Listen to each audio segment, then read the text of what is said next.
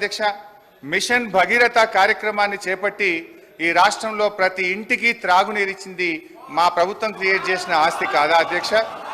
అధ్యక్ష ఇదే మహబూబ్ నగర్ జిల్లాలో కల్వకుర్తి, నెట్టంపాడు, భీమా, కోయిల్ సాగర్ల మీద 4,000 కోట్లు ఖర్చు పెట్టి 6,36,000 ఎకరాలకు నీళ్లిచ్చి ఆస్తుల కల్పన చేసింది నిజం కాదా అధ్యక్ష? అధ్యక్ష మొన్న ఈ మధ్య సీతారామ పంపులు ఆన్ చేసి నెత్తిన నీళ్లు జల్లుకున్నారు. 8,000 కోట్ల రూపాయలు సీతారామం మీద ఖర్చు పెట్టింది ఆస్తి కాదా అధ్యక్ష? దేవాదుల మీద 6,000 కోట్లు, ఇవాళ దేవాదుల 300 రోజులు నడిచే విధంగా కట్టిన సమ్మక్క బ్యారేజ్ మీద 2,000 కోట్ల రూపాయలు, కాళేశ్వరంలో 94,000 కోట్లు, పాలమూరు లిఫ్ట్ ఇరిగేషన్ మీద 27,000 కోట్లు, తుమ్మిళ్ళ భక్తరామదాసు ప్రాజెక్టులను అగ్రగామి వేగవంతంగా పూర్తి చేసి అటు ఖమ్మం జిల్లాలో ఇటు మహబూబ్ నగర్ జిల్లాలోని ఆలంపూర్కు నీళ్లిచ్చింది నిజం కాదా? ఆర్ఎండ్బి డిపార్ట్మెంట్లో మా 10 ఏళ్ల కాలంలో 8,200 కిలోమీటర్ల డబుల్ లైన్ రోడ్ చేసింది ఈ రాష్ట్రానికి మేము క్రియేట్ చేసిన ఆస్తి కాదా? 321 కిలోమీటర్ల 4 లైన్ రోడ్డు, 382 బ్రిడ్జిలు, దేవాలయాలు, యాదాద్రితో పాటు దేవాలయాల నిర్మాణం మీద 2,800 కోట్లు ఖర్చు పెట్టింది ఈ ప్రజలకు ఈ రాష్ట్రానికి ఆస్తి కాదా? రైతు బంధు మీద 72,000 కోట్లు ఇచ్చాం. రైతు బీమాకు 6,800 కోట్లు, రైతు రుణమాఫీ మీద 28,000 కోట్లు, రైతులకు ఉచిత కరెంటు మీద 61,000 కోట్లు, గొర్రెల పంపిణీకి 5,000 కోట్లు, ఆసరా పెన్షన్లకు 61,000 కోట్లు. మీరు కూర్చుంటున్న స్పీకర్ సార్, ముఖ్యమంత్రి గారు, స్పీకర్ సార్, అర్థవంతమైన చర్చకు మాకు ఎప్పుడు అభ్యంతరం లేదు. కానీ అబద్ధాల ప్రాతిపదికన ప్రజలు శిక్షించిన తర్వాత కూడా ఇంకా ఇదే ఊకదంపుడు ఉపన్యాసాలతోని ప్రజల్ని మభ్యపెట్టాలని చూస్తే ప్రజలేమో అమాయకులు కాదు సార్. ఎందుకంటే అసెంబ్లీ ఎన్నికలలో లెక్క తేల్చారు. ఆ లెక్కతో సరిపోక ఇట్లనే మొదటి శాసనసభ సమావేశాలలో తొండి లెక్కలు అని చెప్తే పార్లమెంట్లో గుండుసునిచ్చారు. అయినా కూడా ఆలోచన మారలేదు, విధానము మారలేదు. ఔటర్ రింగ్ రోడ్డు 159 కిలోమీటర్లు ఆనాడు కాంగ్రెస్ పార్టీ అద్భుతంగా ప్రపంచానికే ఆదర్శంగా ఉండే ఔటర్ రింగ్ రోడ్డును నిర్మిస్తే లక్షల కోట్ల రూపాయల విలువైన ఔటర్ రింగ్ రోడ్డును పల్లి బఠానీలకు అమ్ముకున్నట్టు 7,000 కోట్ల రూపాయలకు అమ్మి తెగనమ్మి గొర్రెల పథకము ఎన్ని గొర్రెలు ఇచ్చిండ్రో ఎన్ని గొర్రెలు ఉన్నాయో ఇవాళ మొత్తం లెక్కలు తేలినాయి. గొర్రెల మీద ఏసీ బోళ్ళు ఊరికి అట్లా మీద ఇట్లా తడిమి చూస్తే ఆల్రెడీ 700 కోట్లు గొర్రెల పేరు మీద దిగమింగిండ్రని చెప్పి ఈరోజు రిపోర్ట్స్ వచ్చినాయి. కేసీఆర్ కిట్టులో ఏం అవినీతి జరిగిందో వారు కోరుకుంటే విచారణకి ఇద్దాం, దాని మీద కూడా పోదాం. ఇదే కాకుండా గొప్ప పథకం అని చెప్పిన బతుకమ్మ చీరలలో జరిగిన అవినీతి మీద కూడా బతుకమ్మ చీరలు చేనేత కార్మికులకు పని కల్పిస్తున్నాం అని చెప్పి సూరత్ వెళ్ళి కిలోల కింద చీరలు తీసుకొచ్చి ఆడబిడ్డల్ని మభ్య పెడితే ఆడబిడ్డలే బయటకు వచ్చి తగులబెట్టిరు. అవి ఏడగడుతురు? వ్యవసాయ పొలాలలో పిట్టలను బెదిరించడానికి బతుకమ్మ చీరలు కడుతున్నారు. ఆడబిడ్డలు ఎవరు కట్టుకోలే అధ్యక్ష. అంటే బతుకమ్మ ఒక సెంటిమెంట్ తెలంగాణ ఆడబిడ్డలకు, ఆ సెంటిమెంట్ను కూడా దోపిడీకే ఉపయోగించుకున్నారు. గొర్రెలు మా యాదవ్ సోదరులు అమాయకులు, మంచోళ్ళు, నమ్మితే ప్రాణం ఇచ్చేటోళ్ళు మా కుర్మ యాదవ్ సోదరులను అడ్డం పెట్టుకొని 100,000 కోట్ల రూపాయలు కొల్లగొట్టి మింగుతే ఇవాళ వాళ్ళ పంపకాలలో పంచాయతీలు వస్తే పోలీస్ స్టేషన్లో వాళ్ళే ఫిర్యాదు చేసుకుంటే ఆ కేసు ఏసీబీ విచారణకు తీసుకుంటే ఇవాళ ఇప్పటికే మీదనే 700 కోట్ల రూపాయలు వచ్చినాయన్నారు. ఇప్పుడు ఈడోళ్ళు వచ్చి కూర్చున్నారు. అదేవిధంగా మొన్నటి వరకు పదే పదే మమ్మల్ని సవాల్ విసిరిండ్రు. ఏమని?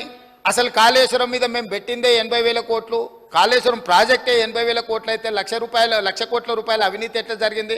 రాహుల్ గాంధీ గారు లీడర్ కాదు రీడరు అని ఇట్లాంటి మాటలు వీళ్ళే మాట్లాడారు. ఇప్పుడేమంటుండు? ఇప్పటి వరకు మేము 94,000 కోట్ల రూపాయలు కాళేశ్వరం ఖర్చు పెట్టినామంటున్నాడు. నిన్నటికి నిన్న పోయి చూసిర్రు ఎట్లా కూలిందో, ఇంకేమైనా మిగిలిందా లేదా అని. ఇవాళ ఇన్ని తప్పిదాలు చేసి ఉన్నాయని నమ్మి రంగారెడ్డి జిల్లాలో తమ రంగారెడ్డి జిల్లా నుంచి రిప్రజెంట్ చేస్తున్నారు అధ్యక్ష. మా మల్రెడ్డి రంగారెడ్డి గారు ఎప్పుడు మొత్తుకుంటుంటారు, అన్నీ మా భూములు అమ్ముకున్నారు, కనీసం మాకు రోడ్లు కూడా వేయలేదు, మా డ్రైనేజ్కి కనీసం మురికి కాలువలు కట్టుకోనికి కూడా నిధులు ఇవ్వలేదు, మా కాలేజీలు కూడా కట్టుకోవడానికి నిధులు ఇవ్వలేదని మా మల్రెడ్డి రంగారెడ్డి గారు అంటుంటారు. ఎన్ని వేల కోట్ల రూపాయల భూములు అమ్మినరో ఇవాళ లెక్క తీద్దాం అధ్యక్ష. ఇవాళ అప్పుల లెక్క ఏదైతే చెప్తుండో అమ్ముకున్న లెక్కలు చెప్తలేడు. ఇవాళ మేము ఇది కట్టినాం, మేము అది కట్టినాం, ఈ కట్టడాలు చెప్తున్నాం, అమ్ముకున్న లెక్కలు కూడా తెలవాలి కదా అధ్యక్ష. మనకి తాతలు ముత్తాతలు ఆర్నమెంట్స్ ఇస్తారు, ఆస్తులు ఇస్తారు, బంగారం ఇస్తారు, మనకి ఇంట్లో ఆడబిడ్డలకు ఉండనీక అని చెప్పి బంగారం ఆభరణాలు ఇస్తారు. కానీ ఇంట్లో ఎవరో ఒకరు వ్యసనాలకు లోనయ్యి తాగుడుకో జూదానికో అలవాటు పడి తాతలు ముత్తాతల నుంచి వచ్చిన బంగారం అంతా తెగ నమ్ముకుంటారు, భూములు తాకట్టు పెడతారు, తాతలు తండ్రి ముత్తాతలు సంపాదించిన గౌరవం పేరు మీద ఊర్లో అప్పు పుడితే అప్పు కూడా తీసుకొచ్చి అప్పు కూడా పెట్టి ఎక్కడిదక్కడ కథం పడతారు. ఇవాళ 10 ఏళ్ళైనా అధ్యక్ష నేను మిమ్మల్ని ఒకటే మాట్లాడగదలుచుకున్నా. ఏమన్యాయం చేసినాం అధ్యక్ష పాలమూరులో మేము చంద్రశేఖరరావుకి ఏమన్యాయం చేసినాం? ఏం చేసినాం? 2009లో కరీంనగర్ జిల్లాలో అక్కడ ఓడగొడతారని భయపడి పాలమూరు జిల్లాకు వలస వస్తే వలసలు పోయే పాలమూరు జిల్లా ప్రజలు గుండెల్లో పెట్టి చూసుకొని భుజాల మీద మోసి పార్లమెంటుకు పంపిస్తే పార్లమెంటుకు పోయి ఇవాళ తెలంగాణ రాష్ట్రం వచ్చినాక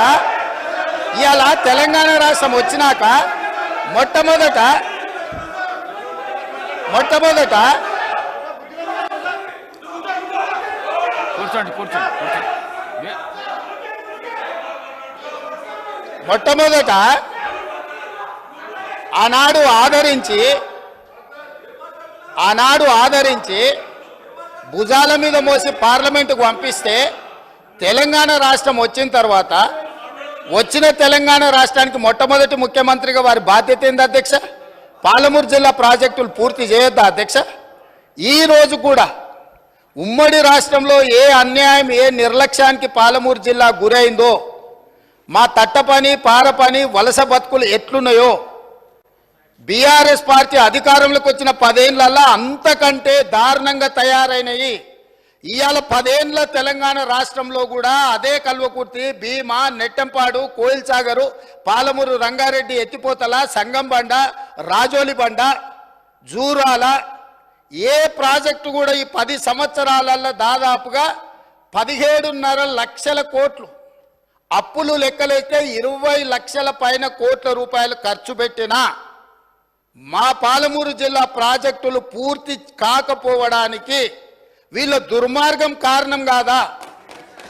ఈరోజు రంగారెడ్డి జిల్లా ఆనాడు మీరు కానీ అక్కడ కూర్చున్న వాళ్ళు కానీ రాజశేఖర రెడ్డి గారిని ఒప్పించి ప్రాణహితలో ప్రారంభమయ్యే ప్రాజెక్టును చేవెళ్లకు తీసుకొచ్చి చేవెళ్లలో శిలాఫలకం వేపించి చేవెళ్ల ప్రాంతంలో రంగారెడ్డి జిల్లాలో 1000 కోట్ల రూపాయలు ఖర్చు పెట్టిన ప్రాజెక్టులను రంగారెడ్డి జిల్లాను ఎడారిగా మార్చడానికి మెదక్ జిల్లా వరకు నియంత్రించి ఇవాళ 3000 టీఎంసీలు గోదావరి జలాలు సముద్రంలో కలుస్తుంటే సముద్రంలోనైనా గోదావరి జలాలు కలవాలి కానీ చేవెళ్ళకు కానీ వికారాబాద్ కానీ తాండూరు కానీ పరిగికి కానీ కొడంగల్కు కానీ గోదావరి జలాలు ఇవ్వద్దని కుట్ర చేసి ఇదే ఈ రోజు అక్కడ కూర్చున్నోళ్ళు ఆ ఎల్ల అర్ధాంతరంగా అసంపూర్తిగా ఆపిన పనులను పరిశీలించడానికి మనం పోలేదా అధ్యక్ష? చేవెళ్ళ చౌరస్తలో శిలాఫలకం ముందర మనం నిరసన తెలపలేదా అధ్యక్ష? ఏం పాపం చేసింది అధ్యక్ష రంగారెడ్డి జిల్లా? రంగారెడ్డి జిల్లాలో భూములు అమ్ముకుంటారు, రంగారెడ్డి జిల్లాలో ఉన్న ఆస్తులు అమ్ముకుంటారు. ఇవాళ చేవెళ్ళ ప్రాజెక్టును మొత్తం నిర్వీర్యం చేసి ఇంకా సిగ్గు లేకుండా ఈడికొచ్చి మేము ఎలుగబెట్టినామని ఇవాళ ఈడికొచ్చి మాటలు చెప్తుండ్రా? కాంగ్రెస్ పార్టీకి పోయినసారి 19 మంది ఎమ్మెల్యేలు ఉంటే 5 మంది 6 మంది అని ఎట్లా లెక్కలు చెప్తాడు అధ్యక్ష? ఇవాళ తెలంగాణ సమాజం మొన్న జరిగిన శాసనసభ ఎన్నికలలో కాళ్ళు చేతులు ఇరిసేసిండ్రు, అయినా మారకపోతే పార్లమెంట్ ఎన్నికలలో ఉరి తీసిండ్రు. గుండు సున్నా ఇచ్చినాక కూడా బుద్ధి మారకుండా ఇట్లా మాట్లాడు కరెక్ట్ కాదు అధ్యక్ష. విద్యుత్తు మీద కూడా నేను మా మంత్రివర్యులు చెప్తారు, విద్యుత్తులో కేంద్ర ప్రభుత్వాన్ని మేము ఏదో పోరాటాలు చేసినామని తప్పుడు ఒప్పందాలు ఏమేం చేసిండ్రో మీటర్లు పెట్టడానికి ఒప్పుకున్న అనుమతులు ఏంటో అన్ని లెక్కలు తీసి ఇదే సభలో పెట్టి కడుగుతాము. ఇప్పుడు మీ ద్వారా వారు నిజంగానే చాలా నిజాయితీగా నడుపుంటే నేను ఒక్కటే మాట అడుగుతున్నా, బతుకమ్మ చీరల మీద, కేసీఆర్ కిట్ల మీద, గొర్రెల పంపకాల మీద, ఈ 3 పథకాల మీద మీరు గొప్ప పథకాలు అంటున్నారు కదా, దీని మీద విచారణకు సిద్ధంగా ఉన్నారా? దీని మీద సమాధానం చెప్పండి అని నేను అడుగుతున్నా అధ్యక్ష. స్పీకర్ సార్ ఇప్పుడు నేను స్పీకర్ సార్ అట్లా ఉండదు సార్. మీరు కూర్చోండి సార్. సభా నాయకుడికే ఉంటుంది, మీకు ఉండదు. కూర్చోండి. అట్లా ఎలియా మినిస్టర్ గారు మీరు చెప్పాలి. ఎలియా మినిస్టర్ గారు, this is not the way of running the house. ఎలియా మినిస్టర్ గారు, శాసనసభ వ్యవహారాల మంత్రి గారు, ఈ పద్ధతి కాదు. మీరు చెప్పండి సభ ఎట్లా నడపాలి. మీరు అనుభవం. దిస్ ఈస్ నాట్ ద వే.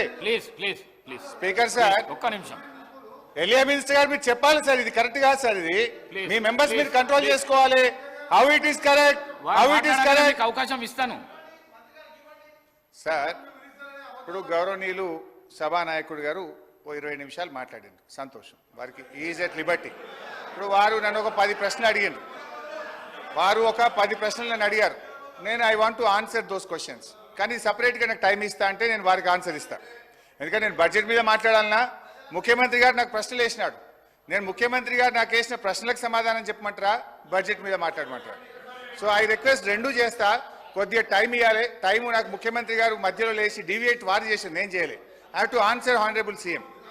అధ్యక్ష, ఇప్పుడు హరీష్ రావు గారు మీకు తెలియంది అరే నేను ఎట్లా సార్ ఇప్పుడు ముఖ్యమంత్రి గారు ఒప్పైతే నేను తప్పైతే చెప్పకపోతే ఆయన నోటికి వచ్చినట్టు ఆయన మాట్లాడొచ్చా సార్?